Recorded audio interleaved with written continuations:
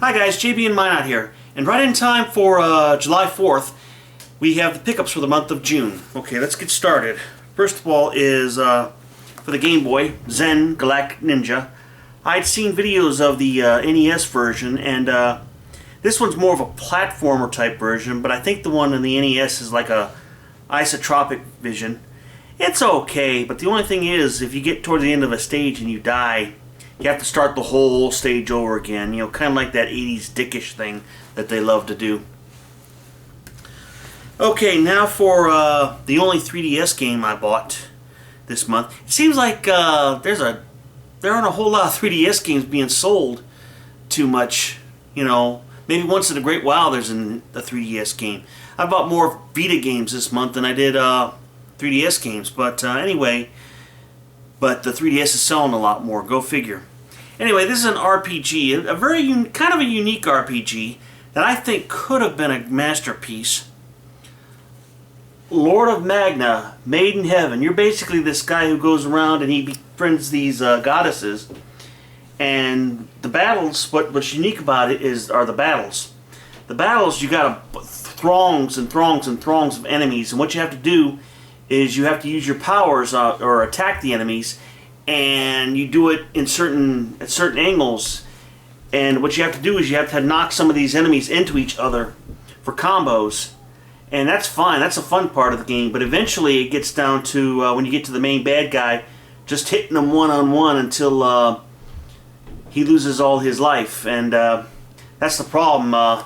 After you knock down, you know, because you have enemies in there that respawn all the throngs of bad guys. And you got to kill that enemy. Once you kill that enemy off, you can kill the other ones off. And you got generators on there that generate more enemies. But halfway through the game, it kind of falls apart. The graphics are never nothing to speak of, but you know, they take you to the other side of the world map, and you can't start crafting anymore. You can't really, except between levels, between battles, maybe they'll let you buy something, but you're supposed to be able to craft stuff, and there's not a whole lot of crafting there. It doesn't feel as involved as it should. And one problem I really have with this game is the cutscenes. You can't skip through the cutscenes. You can press a button and fast forward them. Thank God, because they'll still be talking to this day. And it's from XE. The graphics are nothing to speak of. The colors are nothing to speak of. You can't often tell one enemy from another, or from your guys from theirs. But the music here is actually quite fantastic. It's some of the best music I've ever heard for the 3DS, surprisingly. Anyway, this is more of a buy it used or buy a budget when it goes down in price. Buy it. It's worth having. I wouldn't mind seeing a sequel to it. Maybe something a little more involved, a little more epic. But maybe we'll see. I don't think it's a big budget title here. So anyway, I'm going to talk about two console games I bought. I haven't been able to play them yet. Haven't had time to play them. I bought them both used. Middleearth, Shadows of Mordor. I heard that it's really good. It's from the Lord of the Rings, but it's gotten some really, really, really good reviews, and so I'm going to try it. And here we go. A PS3 game. The only reason I got this was because they announced a sequel to it. It's from Square Enix. It's kind of under the radar, which I'm surprised. I bought it used for 18 bucks. It's Nier. And they're going to have a Nier 2 sometime in the future. I don't know when, but I got to check this out to, you know,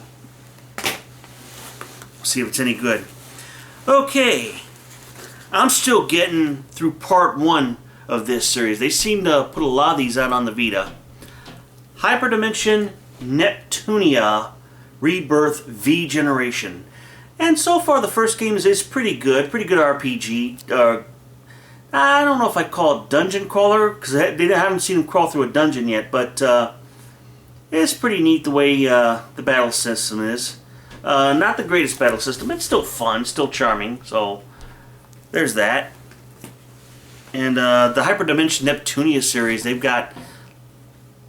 getting all kinds of those on the Vita here. I wish they'd bring more RPGs. That's what the Vita's turning into, a nice big RPG machine and an independent download machine, which, I don't want to download games. I want to buy games. I want to hold them in my hand, but I'm crazy that way.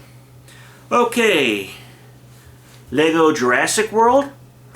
It's a pretty good puzzle. It focuses on puzzles, and the chapters are kind of easy to get through. I got through, there's the 4 movies are represented, including Jurassic World, and I got through Jurassic Park within about 2 hours, but you have to go back if you want to finish up some of the challenges. Those can take quite a while. But the graphics are good, it's charming, and the cutscenes are neat. And it's a pretty fun game. If you're a Lego fan, you might like this, but it's more on it feels like on a smaller scope. So, okay, this was a game that was on PSN for a while, and they brought a physical version of it. It's pretty good. Terraria. It's a world-building game in 2D, and my only real problem with this game is I like the originality of it, but almost the originality of it, as I'll explain in the next game. But my problem with this game is kind of the controls are a little spotty to me. They don't seem as cooperative as they should be. But other than that, it seems like a pretty good game so far. I haven't gotten too far into it. Speaking of PSN games, I had to import this from eBay, is Minecraft. They've got this in the States, only it doesn't come with the actual physical game. Trust me, there's a physical cartridge that comes in it. I got it in my PS Vita right now. But Mojang pissed me off because it seems like they sent physical copies to every single country but the United States, and on every single console that's out there. But they didn't put in a physical copy for the Vita. But I put it in my Vita, make sure it worked, because I got it used from eBay, and I'm really, really addicted to it. But this is kind of the same game as Terraria, only it's in more of a 3D instead of a 2D. But it's still really, really addictive. The controls are hard to get used to, but there's a lot to do in this game, a lot to do, and a lot of enemies to fight, and it can be overwhelming. I like games like that, though. It's pretty cool. I wish there were more games like that come out for the Vita in physical form. Okay, I got this. I forget how much I paid for this. I got it from Amazon.com from overseas. Looney Tunes Galactic Sports. It's basically a bunch of weird sports games, kind of in the vein of Little Deviants, the game that was a launch title for the PS Vita. Only it's got Looney Tunes characters: Bugs Bunny, Speedy Gonzales, Daffy Duck, Porky Pig, Wile E. Coyote, and I think Yosemite Sam. And I think that's to mention the Tasmanian Devil. In fact, they're listed right here. Bugs Bunny, Daffy Duck, Wile E. Coyote, Tasmanian Devil, Porky Pig, Yosemite Sam.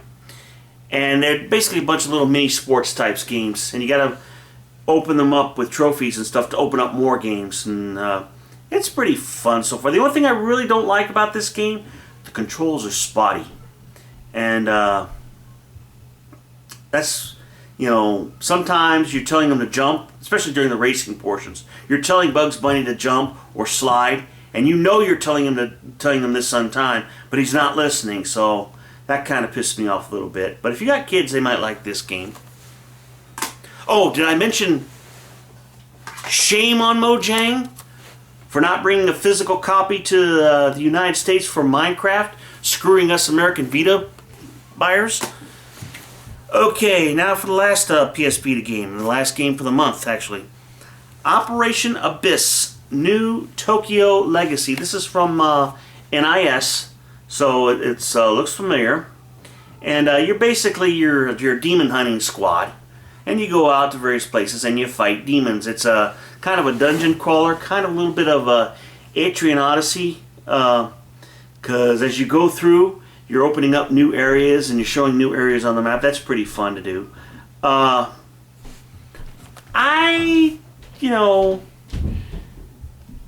It's still addictive, but it's not the best RPG I've ever played. It comes with a soundtrack and whatnot in the game, so Okay, guys, those are my pickups for the month of June, and I want to wish you all a happy 4th of July, happy Independence Day, as long as we have one. And word of advice, on American soil, I can't speak for other countries, but on American soil, don't ever let anybody tell you that you can't fly the American flag or anything else on your personal property for that reason, for that part. In the meantime, you guys enjoy your independence while you still have it, and God bless you. Bye-bye.